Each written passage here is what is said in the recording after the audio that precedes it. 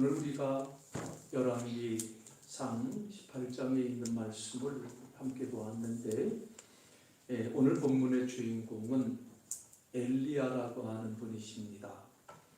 엘리야, 성경에 등장하는 여러 인물들 가운데 어떻게 보면 가장 인상적인 인물 가운데 한 사람이 엘리야가 아니냐, 이런 생각을 갖게 돼요. 엘리야는 우리가 아는 다른 중요한 성경의 인물들과 비교해 보면 사실상 성경에서 차지하고 있는 그러한 그 분량은 많지 않은 분이에요. 성경에서 엘리야라고 하는 이름이 등장하는 그 본문을 보면 한 6장 정도, 그러니까 아브라함이나 모세나 다윗이나 요셉이나 등등 이런 분들과 비교하면 별로 많은 분량을 차지하지 않는 분이 엘리야예요. 그렇지만 엘리야는 그 누구보다도 가장 드라마틱한 그 스토리의 주인공이다, 이렇게 말할 수가 있을 정도로 참 엘리야를 통해서 하나님의 역사하심은 참으로 귀하고 컸습니다.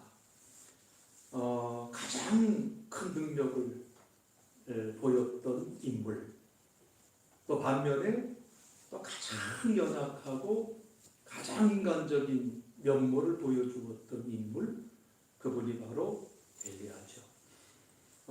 이 엘리야는 성경에 등장하는 인물 가운데서 기도의 능력을 가장 확실하게 보여줬던 인물이었다, 이렇게 우리가 볼 수가 있어요.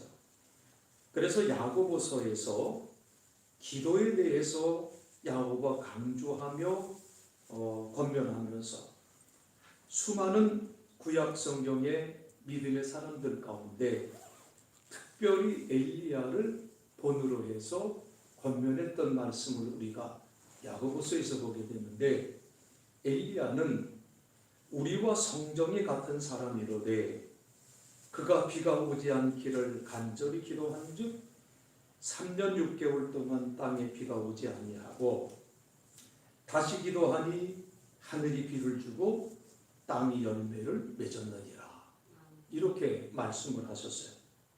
그래서 오늘 이 시간 저는 이 엘리야의 간절한 그 믿음의 기도를 생각해 보는 시간을 여러분과 갖기를 원합니다.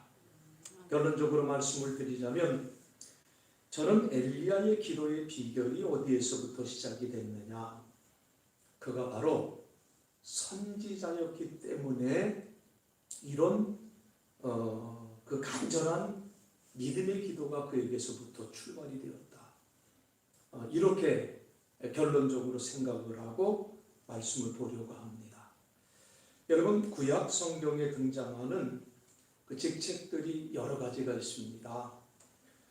그런데 그 여러 직책들 중에 어떻게 보면 가장 독특하다라고 말할 수 있는 직책이 선지자라고 하는 직책이에요.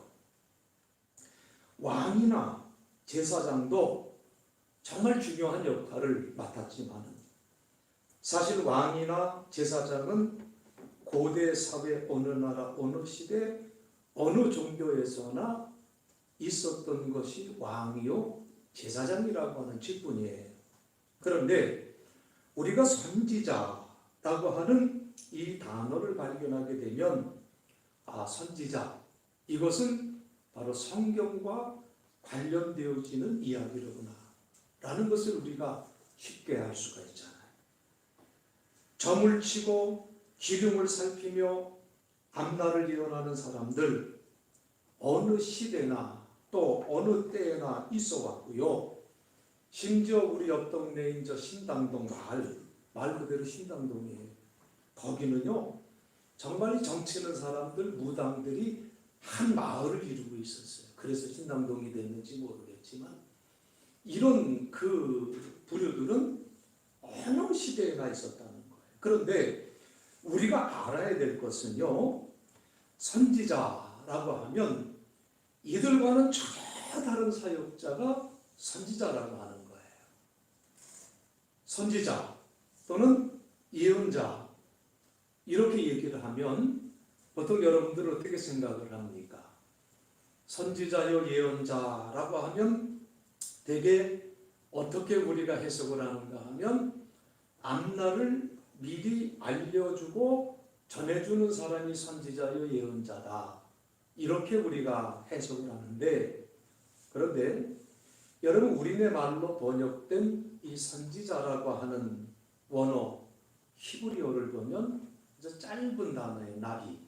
그 나비라고 하는 단어예요. 그런데 이 나비라는 말은 하나님의 영의 감동을 받아서 말하는 사람. 이게 나비라는 히브리 말이에요. 하나님의 영의 감동을 받아서 말하는 사람. 이게 선지자라는 뜻이죠. 그러니까 선지자들은 근본적으로 자기의 말을 하는 사람들이 아니에요.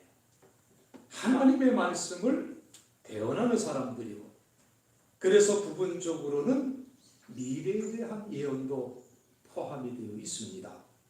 그렇지만 과거와 현재와 미래에 대해서 하나님의 뜻을 선포하며 하나님의 뜻에 순종하기를 촉구하는 역할을 했던 그 사역이 선지자요 그리고 예언자라고 하는 사실입니다. 한마디로 말하면 바로 하나님의 영에 사로잡힌 사람들, 이 사람들이 선지자요 예언자였었습니다. 생각해 보세요. 왕이나 제사장은 어떻게 이어져 갔습니까? 왕, 제사장, 이것은 특정한 어떤 이 가문에 의해서 세습되는 직분들이었었어요. 그렇지만은 선지자는 그렇지 않습니다. 어느 특정한 지파나 어떤 특정한 가문에서 선지자가, 예언자가 배출되는 게 아니에요. 그야말로 다양한 사람들이 선지자로 부름을 받았습니다. 여러분, 선지자가 되는 것 오로지 하나님이 그를 택하셔서 선지자로 세우셨다. 그 이유밖에 없었다는 거죠. 그래서 오늘 본문의 주인공인 엘리야를 여러분 한번 가만히 생각해 보세요. 엘리야에 대해서 여러분 많이 찾아보세요. 개인적인 배경을 여러분 찾아볼 수가 없을 거예요. 그저 뭐라고 나오는가 하면 디셉 사람 엘리야. 이게 엘리야에 대한 소개 전부예요. 다른 얘기가 없어요. 여러분, 아모스라고 하는 선지자가 있었잖아요. 이 아모스 선지자는 뭐라고 자기가 고백을 했냐면, 나는 선지자가 아니며 선지자의 아들도 아니라 나는 목자요 뽕나무를 지배하는 자로서 양떼를 따를 때에 여호와께서 나를 데려다가 예언하게 하셨다라고 이렇게 고백했던 사람이 아모스 선지자예요. 그러니까 우리 하나님이 한 시대에 하나님의 말씀을 전할 사람으로 친히 선지자들을 택하시고 그들을 성령으로 감동하셔서 그 시대에 하나님의 말씀을 선포하게 하셨다. 이게 선지자라는 말씀이에요. 게다가 엘리야나 엘리사바 같은 선지자들은 하나님의 말씀을 대언할 뿐만 아니라 기적을 행하며 하나님의 능력을 직접 보여줬기 때문에 다른 선지자들보다도 더 위대한 선지자로 우리에게 기억되고 있지요.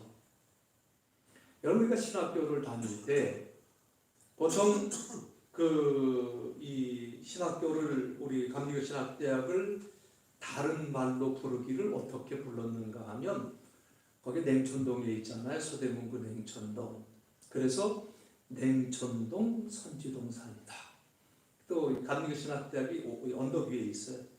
그래서 이제 동산에 있는 건 맞아요. 그래서 냉천동 선지동산이다. 이렇게 자주 불렀어요. 아마 이 시대의 선지자들이 배출되는 곳이라고 생각했기 때문에 아마 그렇게 선지동산이다 이렇게 불렀던 것 같아요.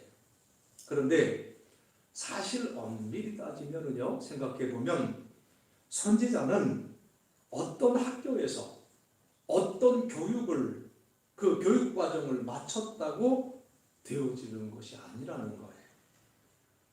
이 시대에 선지자가 있다면, 이 시대에 예언자가 있다면 목회자들 중에서 있을 수도 있지만 여러분의 삶, 여러분의 평신도들에게도 있을 수 있다고 하는 사실. 누구든지 하나님이 부르시고 우리 하나님이 영을 부어주셔서 택하신 사람, 그 사람이 선지자의 사명을 감당할 수 있다는 거예요. 목회자들 중에도 선지자로 부르심을 받은 사람들이 있겠지만 모든 목회자들이 다 이 시대에 선지자의 사명을 받았다고 저는 생각하지 않아요. 예전에는 우리 목사님들이 너무 세상에 관심이 없고 사회적인 문제에 대해 설교하지 않는다는 것이 문제가 되었는데, 오늘날에는 이 시대의 선지자를 자처하는 사람이 갑자기 생겨나요. 그래서 교회가 점점 어려워지는 현상들도 보게 돼요. 그런 분들이 어떤 사명을 받았는지 잘 모르겠지만 저 같은 사람은 그냥 성도들을 섬기며 목회를 하고 그저 성경을 가르치는 사람일 뿐입니다. 여러분, 10월은 특별히 종교 개혁이 있던 달이기도 하죠. 이 종교 개혁을 시작했던 마틴 루터는 복음의 빛을 다시 비추게 하는 특별한 사명을 받은 사람, 그때 그 시대의 사도였으며 선지자와 같은 특별한 사람이라고 말씀을 드릴 수가 있을 것 같습니다. 자, 이런 차원에서 볼 때 모든 사람들이 다 하나님의 말씀으로 한 시대를 깨우치는 선지자로서의 사명을 다 받아야 된다, 이렇게 말할 수는 없어요. 그러나 또 다른 면에서 보면 선지자들이야말로 오늘날 우리 모두가 하나님을 믿고 예수 그리스도를 따르는 삶을 살아감에 있어서 우리 모두의 신앙의 귀감이며 모범이 되어야 하는 사람들이라 말할 수가 있어요. 그게 선지자예요. 앞서 말씀드린 것처럼 선지자들은 어떤 인간적인 배경도 중요하지 않았고요. 오직 하나님의 택하심을 따라 그 직분을 받은 사람이 선지자라고 말씀을 드렸어요. 그리고 하나님의 영의 감동을 받아서 하나님의 말씀을 전하며 전적으로 하나님의 뜻에 순종하며 하나님의 영광을 위해 살아가는 사람이 선지자라고 말씀을 드렸습니다. 여러분, 구약시대와 신약시대를 구분하는 가장 중요한 차이가 있다면, 여러 가지 차이가 있지만 가장 신약시대와 구약시대를 구분하는 중요한 차이가 있다면 그것은 뭐냐? 우리 하나님이 이제는 모든 믿는 자들에게 하나님의 영을 부어주신다, 성령을 부어주신다라고 하는 사실.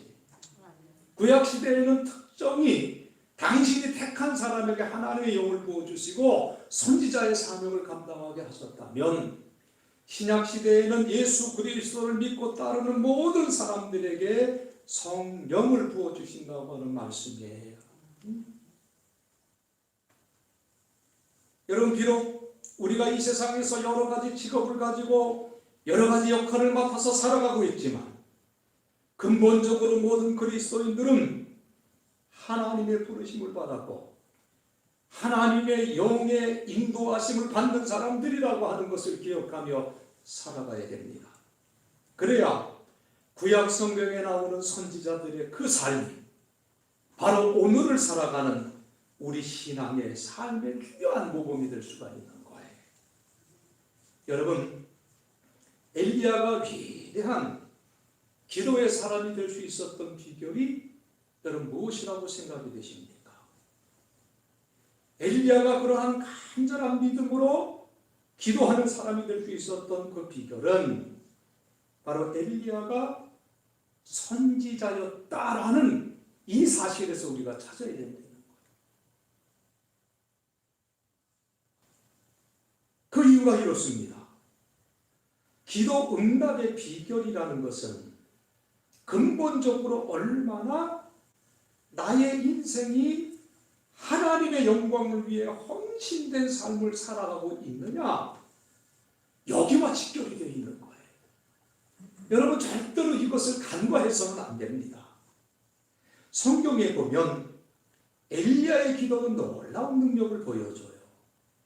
야고보서에서 말씀하고 있듯이 비를 내리지 않게 하기도 하고 또 비를 내리기도 하는 능력이 있었어요.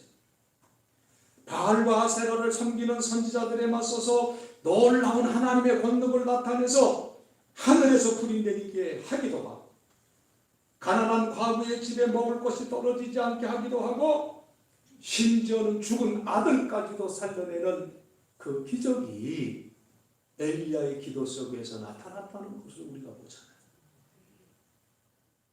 그런데 이 엘리야의 모든 기도는 전적으로 하나님의 영에 사로잡힌 사람으로서 하나님의 뜻을 이 세상에 이루기 위한 그의 사명 속에서 드려진 기도였다. 이것을 우리가 꼭 붙들어야 된다는 사실이에요. 엘리야는 자기 자신의 어떤 개인의 삶이라는 것이 존재하지 않았어요. 오직 하나님의 부르심, 하나님의 명하심, 하나님의 인도하심에 따르는 삶이었기에 또한 그는 위대한 기도의 사람이 될 수가 있었다고 하는 사실이죠. 우리가 잘 아는 대로 엘리야의 시대는 영적으로 굉장히 암흑색이었었어요. 어두운 시대였었어요. 조금 배경을 말씀드리면 이 엘리야가 활동할 당시에 이스라엘은 남과 북으로 갈라져 있는 이스라엘 역사에 있어서 가장 그 비극을 경험한 그러한 때였었습니다. 갈라진 두 나라 중에서 북쪽에 있는 나라를 성경에서는 이스라엘이라고 부르고요, 남쪽에 있는 나라를 유다다 이렇게 부르게 됐죠. 그런데 이렇게 분열이 되면서 이렇게 되면 분열 이전의 나라를 이스라엘로 부르기도 하고, 또 남북 전체를 일컬어서 이스라엘이다 부르기 때문에 그 혼란을 좀 막기 위해서 성경을 해설할 때 갈라진 두 나라 중에 북쪽의 나라를 북이스라엘, 그리고 남쪽의 나라를 남유다라고 이렇게 보통 부르지요. 자, 오늘 본문이 이제 이 본문의 내용, 이 열왕기서는 이 갈라진 두 나라의 역사를 우리에게 전해주는 책이에요. 열왕기서를 보면 남유다와 북이스라엘 두 나라 중에서 그래도 남유다에는 하나님을 경외하는 왕들이 그래도 드문드문 나타났지만 북이스라엘은요, 하나님을 경외하는 왕들이 아예 없었어요. 그 중에서도 가장 악한 왕으로 일컬어지는 사람이 아합이었는데, 엘리야는 바로 이 북이스라엘의 아합 왕 때 사역했던 선지자죠. 가장 암흑기에 사역했던 선지자죠. 이 아합의 시대는 세상적으로 볼 때에는 상당히 번영을 했던 시기입니다. 북이스라엘은 하나의 왕조가 계속 이어지지 않고 반란이 끊이지를 않았는데, 그래도 아합의 아버지가 오므리인데 이 오므리가 시작한 이른바 오므리 왕조는 4대를 이어갔으니까, 120년 이어갔으니까 상대적으로 정치적으로도 안정기였다. 경제적으로도 번영했던 시기, 정치적으로도 안정적인 시기라고 볼 수가 있었어요. 그런데 이 북이스라엘이요, 정치적인 안정이 잠시 동안 유지되었다고는 하지만 그 시대는 바알이라고 하는 우상 숭배가 그 북이스라엘 전체에 다 퍼져 있었을 때, 그래서 많은 이스라엘 백성들은 여호와 하나님에 대한 믿음을 저버리고 한 나라의 번영과 한 가정의 축복이 바알에 의해서 주어진다고 믿으면서 바알을 섬겼던 그 시대가 아합 왕 시대 엘리야가 활동을 했던 그 시대였었어요. 엘리야는 하나님의 이름이 땅에 떨어진 그 시대에 하나님에 대한 믿음을 상실하고 하나님의 능력을 믿지 않고 하나님이 살아계신 것을 확신하지 못하고 하나님의 말씀을 기억하지 못하고 오직 이 세상에서 복을 받기 위해 우상 숭배하는 그 시대에 다시금 하나님의 능력을 나타내며 하나님의 영광을 온 이스라엘 위에 선포하고자 하는 사명을 가지고 살았던 위대한 하나님의 사람이었습니다. 엘리야 시대의 중요한 문제는 비와 가뭄의 문제였었어요. 엘리야는 아합 왕의 시대에 갑자기 등장해서 비가 내리지 않을 것이라고 선언을 했습니다. 엘리야가 하나님의 말씀에 따라 비가 내리지 않을 것이라고 선언한 것은 매우 중요한 의미가 있어요. 단적으로 말하자면 누가 비를 내리는가를 통해서 바알이 참된 신이냐 아니면 여호와 하나님이 참된 신이냐 그 문제를 제기하는 것이기 때문입니다. 당시에 많은 사람들이 바알을 섬겼던 이유가 뭐냐? 바알은 하늘을 주관하고 비를 내려서 풍요를 가져다주는 신이다 이렇게 믿었기 때문에 그들이 과거에 그들의 조상들을 애굽에서 구원하시고 가나안 땅으로 인도하신 여호와 하나님 완전히 잊어버린 것은 아니었었습니다. 그러나 그들은 가나안 땅에서는 가나안 신을 섬겨야 복을 받는 게 아니냐 이 생각에 이스라엘 백성들이 빠졌다는 거죠. 바알을 섬겨야 바알이 비를 내려주고 그래야 농사가 잘 되고 축복을 받게 된다는 생각. 그래서 엘리야는 누가 진정으로 이 땅에 비를 내리며 누가 우리의 삶을 주관하는지를 깨닫게 하기 위해서 아무리 이스라엘 백성들이 바알을 섬겨도 하나님이 막으시면 이 땅에 비가 오지 않는다는 것을 보여주었다는 거지.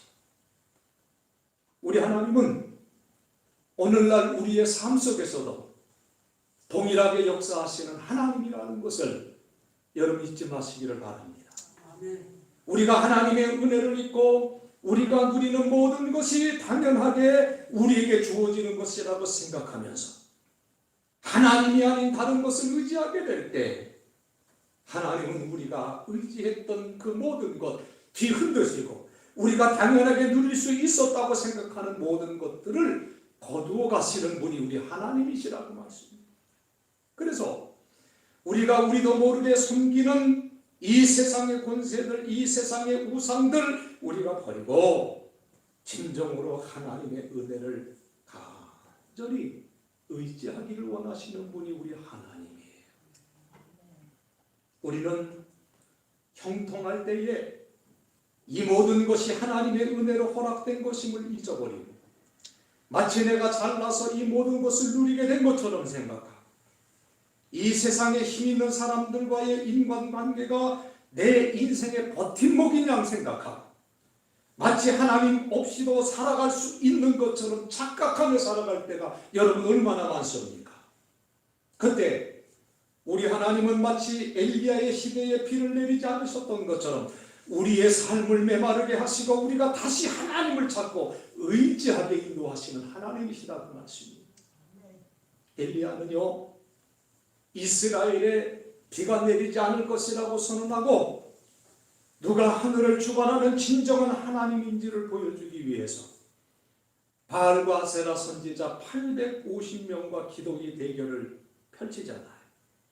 그리고 이제 하나님이 비를 내리는 권능이 있음을 보여주기 위해서 다시 하나님 앞에 간절히 믿음의 기도를 드림으로 그 기도의 대결을 펼쳤고 그리고 비가 오게 했습니다. 자, 오늘 본문은 엘리야가 기도할 때에 하나님이 비를 내려주시는 장면을 말씀해주고 있는 내용이에요. 엘리야는 이제 하나님이 비를 내리실 때가 되었다는 것을 믿음으로 바라고 그동안 비가 오지 않아서 먹지도 못하고 걱정하던 아합 왕에게 이제는 하나님이 비를 내리실 터이니 먹고 마시라고 선언을 합니다. 성경의 표현대로 하면 빗소리가 있나이다 라고 말을 했어요.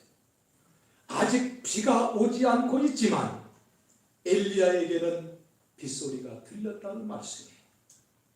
아합은 하나님을 경외하는 왕은 아니었지만 그래도 왕으로서 기근 속에서 근심하며 어디서든지 물의 근원을 찾기 위해 사방을 찾고 있었지요. 아합 왕이 엘리야의 말을 듣고 왕궁으로 올라가고 엘리야는 산꼭대기로 올라가서 기도하기 시작했습니다. 오늘 본문에는 엘리야의 기도의 자세를 구체적으로 묘사해 줬어요. 땅에 꿇어 엎드려 그 얼굴을 무릎 사이에 넣고, 한번 상상해 보세요. 그런 기도했어요. 엘리야는 빗소리를 들을 만큼 믿음의 확신을 가지고 비를 내려주시도록 간절히 기도했습니다. 그렇게 간절히 기도하기를 7번 했을 때에 그의 사관이 엘리야에게 말하기를 저기 먼 바다에 손바닥만한 구름이 보이나이다. 이렇게 보고를 해요. 엘리야는 이제 되었다 생각하면서 아합 왕에게 이제 비가 쏟아질 테니까 걸어서 가기는 어려울 것이고 마차를 타고 가라고 믿음으로 전하게 합니다. 그러자 곧 구름이 몰려오고 바람이 불어오면서 큰 비가 내리기 시작했어요. 아합 왕은 그 비를 맞으면서 마차를 타고 당시 아합 왕이 머무르던 궁궐이 있던 이스르엘이라고 하는 곳을 향해서 가고 있었습니다. 그런데 엘리야가 하나님께 간절히 기도하면서 얼마나 하나님의 영의 감동을 받았는지 아합 왕의 마차보다 더 빨리 달리면서 이스라엘까지 달려갔다고 하는 기록이 성경에 있지 않습니까? 엘리야가 기도했던 갈멜산에서부터 당시에 아합 왕의 왕궁이 있던 이스라엘까지는 직선거리로 26km예요. 마라톤 경기가 42.195km니까 뭐 달려가지 못할 거리는 아니죠. 그래서 하프 마라톤 조금 더 되니까. 그런데 말이 끄는 마차를 앞질러 달려갔다고 하는 것은 엘리야를 통해 나타난 또 하나의 놀라운 하나님의 능력이 아닌가, 그런 생각을 갖게 돼요. 저는 이런 얘기를 들었습니다. 6.25 전쟁 때 평양 수복에 대한 그 이야기를 들은 적이 있는데요. 인천 상륙작전이 성공을 하고 전세가 반전이 되어서 이제 연합군이 북으로 진격을 하게 되었는데, 북진을 하게 되었는데, 미군은 트럭을 타고 북쪽으로 올라갔고, 그리고 한국군은 도보로 가려는 거예요. 걸어서 평양을 향했다는 거예요. 그런데 누가 평양에 먼저 도착했냐? 한국군이 먼저 도착했대요. 저는 이걸 믿을 수가 없었는데, 뭐 역사라고 그렇게 얘기를 하니까 진짜 그럴까 했는데, 제가 열왕기상 28장 보면서 그럴 수 있겠다, 이런 생각을 가졌어요. 상식적으로 말이 안 돼요. 그런데 당시의 군인들 이젠 통일이라고 생각하지 않았겠는가. 절망이었었는데 그것이 정말 기적적으로 전세가 뒤집어지면서 이제 통일의 길이 멀지 않았구나. 그 열정을 가지고 이제 평양만 점령하면 전쟁이 끝나고 통일이 된다는 생각을 가졌으니까 그 열정이면 트럭도 앞서갈 수 있지 않겠나, 그런 생각을 해봤어요. 아합은 믿음이 없으니까 마차를 타고 가더라도 아마 반신반의하며 출발을 했을 것이고, 그리고 마차를 모는 사람은 빗속에서 마차를 모느라고 고생을 했을 거예요. 그러나 엘리야는 7번의 기도를 통해 큰 은혜를 받았을 뿐만 아니라 이제 온 이스라엘의 비가 내림으로 해갈이 되는 것은 물론 하나님이 살아계시다는 증거가 온 백성에게 나타나게 되었다는 것을 엘리야는 깨닫게 되지 않습니까? 그러니까 기쁨에 사로잡혔어. 오직 하나님의 능력을 힘입어서 마차를 앞질러 달려갈 수 있었던 것이 아닌가, 저는 그렇게 믿습니다. 자, 여기서 우리가 한번 생각해 볼 것이 있어요. 우리 하나님이 비를 내리시기로 작정하셨다면, 하나님이 비를 내리시기로 작정을 하셨다면 엘리야가 기도하지 않아도 비를 내리실 것 같아요? 안 내리실 것 같아요? 어떻게 생각하세요? 하나님이 비를 내리시기로 작정을 하셨어. 그러면 엘리야가 기도를 해도 안 해도 내리실까요? 안 내리실까요? 응? 조금 혼란이 막 있으시겠네요. 하나님이 작정하셨으면 엘리야의 기도가 없어도 비를 내리셨을 거예요. 그런데 하나님은 엘리야가 간절히 7번 기도하기까지 하나님이 기다리셨다는 거죠. 그리고 엘리야가 그렇게 간절히 기도한 후에도 보여주신 게 뭐예요? 겨우 손바닥만한 작은 구름을 보여주셨다는 거죠. 그렇지만 엘리야가 그 구름을 보고 실망하기는커녕 이제 큰 비가 올 것이라고 하는 확신을 가지고 믿음으로 아합에게 선포를 하자 그 작은 구름이 큰 비구름이 되어 장대비를 내리게 하셨다는 거죠. 여러분, 기도에 대한 이야기를 하다 보면 여러분 적지 않게 꼭 이런 분들이 있어요. 어떤 분이 계신가 하면 우리 하나님은 내가 기도하지 않아도 하나님은 내 형편 다 하셔. 내가 기도하지 않아도 하나님은 내 마음 다 하셔. 그래서 하나님은 하나님 뜻대로 좋은 것을 우리에게 분명히 주실 거야. 아멘이에요, 노멘이에요? 아멘이에요? 여러분, 다시 말씀드리지만요, 기도를 할 때, 우리가 기도할 때 내 마음대로 하는 거 아니에요. 성경을 읽으면서 기도해야 돼요.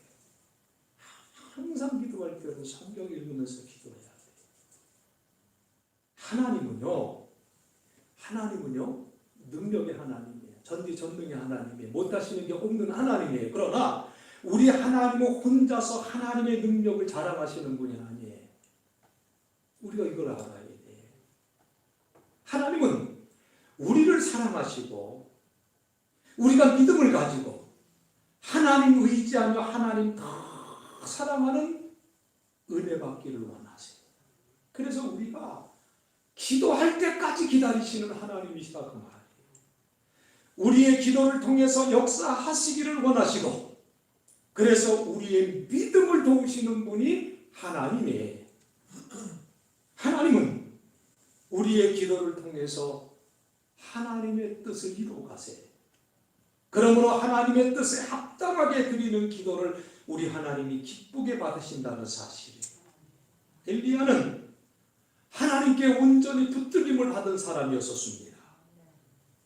엘리야의 시대는 결코 믿음을 가지기 쉬운 시대가 절대 아니었었어요. 믿음 갖기가 너무 힘든 시대에 많은 사람들이 하나님 믿지 않고 하나님 다 떠나갔고 그렇게 하나님을 떠나는 것이 당연시 되었던 그 시대였었습니다.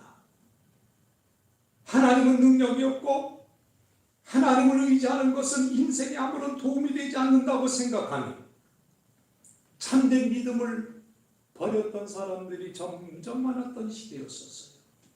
그러나 엘리야는 그러한 시대이기에 오히려 더욱더 간절하게 하나님의 능력이 나타나기를 소망했습니다. 불신의 시대에 믿음의 증거를 나타내는 삶을 살기를 원했고 어두운 시대이기에 어둠을 밝히는 등불과 같은 삶을 살기를 소원했던 사람이 엘리야였다 그 말씀이에요. 우리가 성경을 읽으면서 왜 성경에는 기도하면 다 응답이 되고 하나님의 능력이 나타났는데 아니 내가 기도하면 하나님이 역사하지 왜 않으시는가? 의문을 가지실 때가 있어요, 없어요? 아니 성경에 보면 다 응답됐는데 왜 내가 기도하는데 응답이 안 될까? 이런 생각 해보신 적 있으신가요? 응? 그래서 마치 그 시대에는 하나님이 역사하셨지만 내가 살아가고 있는 이 시대에는 하나님이 그렇게 역사하지 않는구나 생각하고 기도에 소극적이 되고 별로 큰 확신을 갖지 못하게 되는 경우도 있고 어떤 경우에는 믿음이 좋다는 분도 뭐라 그래요? 기도해도 별 수 없어? 이렇게 얘기하는 사람들도 생겨납니다. 여러분 엘리야의 시대는요 오늘 우리의 시대보다도 더 영적으로 어두운 시대였고요.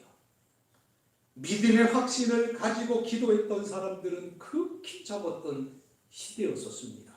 그러나 그 시대에도 엘리야와 같이 믿음을 가지고 기도했던 사람들이 있었기 때문에 그의 간절한 믿음의 기도가 있었기 때문에 하나님이 역사하셨다는 사실을 우리는 놓쳐서는 안 됩니다. 우리가 살아가는 이 시대도 점점 영적으로 어두운 시대가 되어가고 있어요. 그러나 우리 시대에도 하나님은 동일하게 살아서 역사하시는 하나님이에요. 다만 우리가 엘리야와 같은 믿음이 없다는 것을 우리는 알아야 돼요. 엘리야가 7번 간절히 기도했던 것은 오직 이 땅에 하나님의 이름이 높이 받기를 원했기 때문에 그는 간절히 7번씩이나 기도할 수가 있었던 거예요.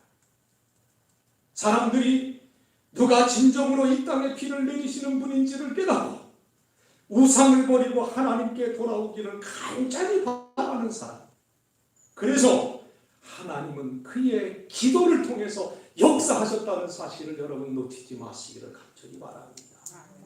그리고 그렇게 간절히 기도했는데도 당장 피가 내리기는커녕 손바닥만한 작은 구름밖에 보이지 않아도 그것이 바로 하나님의 응답임을 깨닫고 믿음의 확신을 가지고 기뻐했던 일이야. 이런 사람들을 통해서 우리 하나님이 오늘도 역사하신다는 사실을 여러분 잊지 마시기를 간절히 바랍니다. 이 땅에 많은 교회들이 있지만 이 땅에 많은 교회들이 바알이 아니고 하나님만을 섬기는 교회들이라고 여러분 정말 자신 있게 말할 수 있겠습니까?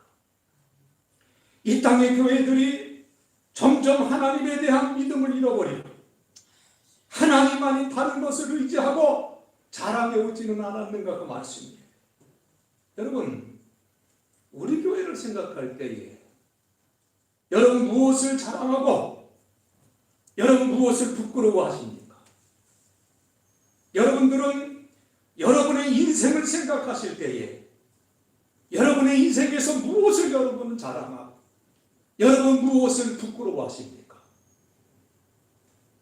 이 시대에도 엘리야처럼 오직 하나님의 능력만을 의지하며 하나님이 살아계신 표적이 되는 그런 삶을 살아가는 그런 믿음의 도전자들, 그런 교회들이 이제 좀 나타나야 되지 않겠습니까? 다른 교회들을 비판한다고 해서 우리가 더 좋은 교회가 되는 것도 아니고 남들의 신앙, 아유 쟤 왜 저래? 이렇게 비판한다고 해서 내가 더 바른 신앙을 갖는 것은 아닙니다. 남들이 어떻든 다른 교회가 어떻든 우리 별로 중요한 것 아니에요. 지금도 엘리야와 같은 그런 간절한 믿음이 필요한 그 간절한 믿음으로 기도하는 그런 교회가 필요하다고 말씀이에요. 그 어느 때보다도 더 간절히 그런 간절한 믿음의 기도가 필요한 때에 우리가 서 있다 그 말씀이에요. 오늘 우리 교회가 이 시대에 하나님의 살아계시는 표적이 되고 능력이 되는 그런 교회가 되기 위해서 다시 한번 엘리야가 가졌던 그 간절한 믿음의 기도를 회복할 수 있는 저와 여러분 다들 되어지시길 주님의 이름으로 간절히 축원드리겠습니다. 기도하시겠습니다.